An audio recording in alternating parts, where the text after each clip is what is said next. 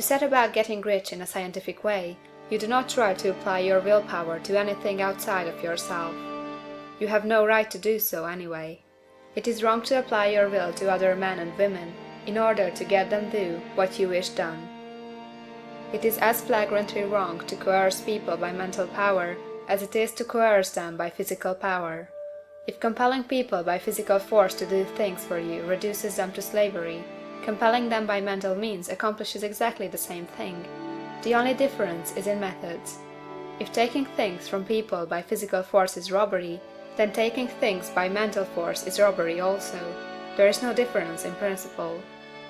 You have no right to use your willpower upon another person, even for his own good, for you do not know what is for his good. The science of getting rich does not require you to apply power or force to any other person in any way whatsoever. There is not the slightest necessity for doing so. Indeed, any attempt to use your will upon others will only tend to defeat your purpose. You do not need to apply your will to things in order to compel them to come to you. That would simply be trying to coerce God, and would be foolish and useless, as well as irreverent. You do not have to compel God to give you good things, any more than you have to use your willpower to make the sun rise. You do not have to use your willpower to conquer an unfriendly deity, or to make stubborn and rebellious forces do your bidding. Substance is friendly to you, and is more anxious to give you what you want than you are to get it. To get rich, you need only to use your willpower upon yourself. When you know what to think or do, then you must use your will to compel yourself to think and do the right things. That is the legitimate use of the will in getting what you want, to use it in holding yourself to the right course. Use your will to keep yourself thinking and acting in a certain way. Do not try to project your will, or your thoughts, or your mind out into space, to act on things or people. Keep your mind at home. It can accomplish more there than elsewhere. Use your mind to form a mental image of what you want, and to hold that vision with faith and purpose. And use your will to keep your mind working in the right way. The more steady and continuous your faith and purpose, the more rapidly you will get rich, because you will make only positive impressions upon substance, and you will not neutralize or offset them by negative impressions. The picture of your desires, held with faith and purpose, is taken up by the formless, and permits it to great distances throughout the universe for all I know. As this impression spreads, all things are set moving toward its realization. Every living thing, every inanimate thing, and the things yet uncreated, are stirred toward bringing into being that which you want. All force begins to be exerted in that direction. All things begin to move toward you. The minds of people, everywhere, are influenced toward doing the things necessary to the fulfilling of your desires, and they work for you unconsciously. But you can check all this by starting a negative impression in the formless substance. Doubt or unbelief is as certain to start a movement away from you as faith and purpose are to start one toward you. It is by not understanding this that most people who try to make use of mental science in getting rich make their failure. Every hour and moment you spend in giving heed to doubts and fears, every hour you spend in worry, every hour in which your soul is possessed by unbelief, sets a current away from you in the whole domain of intelligent substance. All the promises are unto them that believe, and unto them only. Notice how insistent Jesus was upon his point of belief, and now you know the reason why. Since belief is all important, it behooves you to guard your thoughts, and as your beliefs will be shaped in a very great extent by the things you observe and think about, it is important that you should command your attention. And here the will comes into use, for it is by your will that you determine upon what things your attention shall be fixed.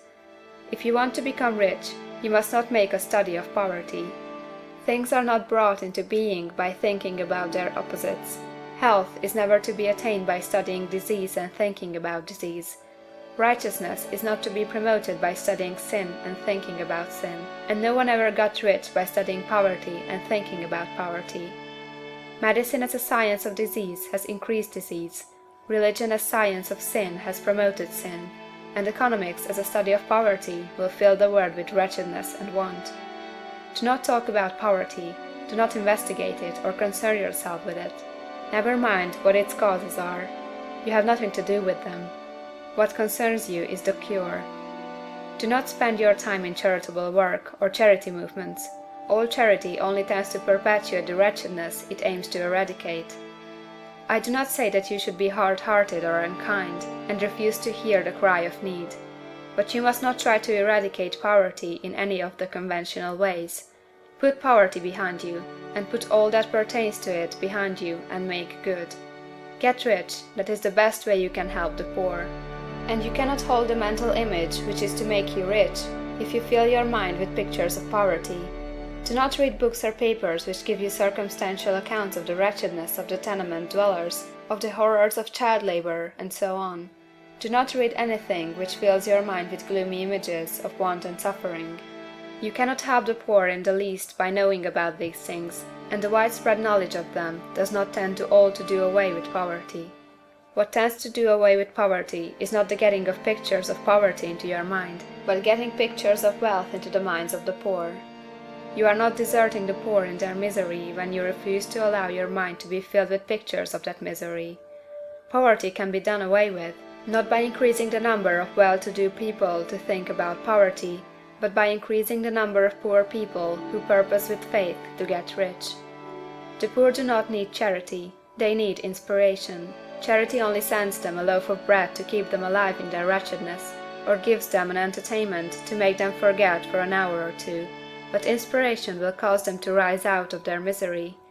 If you want to help the poor, demonstrate to them that they can become rich. Prove it by getting rich yourself.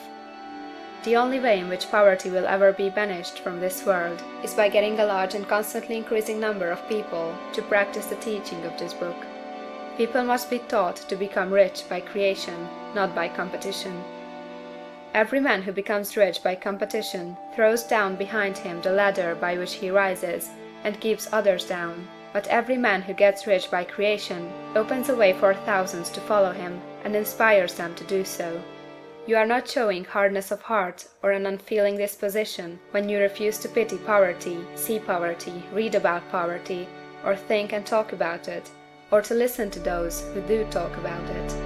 Use your willpower to keep your mind off the subject of poverty, and to keep it fixed with faith and purpose on the vision of what you want.